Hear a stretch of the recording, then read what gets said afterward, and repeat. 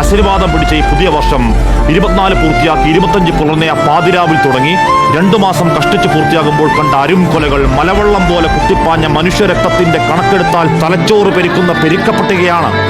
മക്കളെന്ന പേരിൽ പെറ്റവയറിന്റെ കൊലവള്ളി അറക്കുന്ന അസുര വിത്തുകൾ, പിഞ്ചുകുഞ്ഞിനെയുടെ താഴത്തിലെറിയുന്ന രക്തബന്ധുക്കൾ, കൂട്ടുകാരന്റെ മുഖം കക്കൂസിൽ മുക്കി കൊലക്ക് കൊടുക്കുന്ന സഹപാഠികൾ, ബുക്കളിൽ കോമ്പസിട്ട് കുത്തിക്കറക്കുന്ന കോളേജ് വിദ്യാർത്ഥികൾ, കണ്ടു മടുത്തു, ഇനി വയ്യ.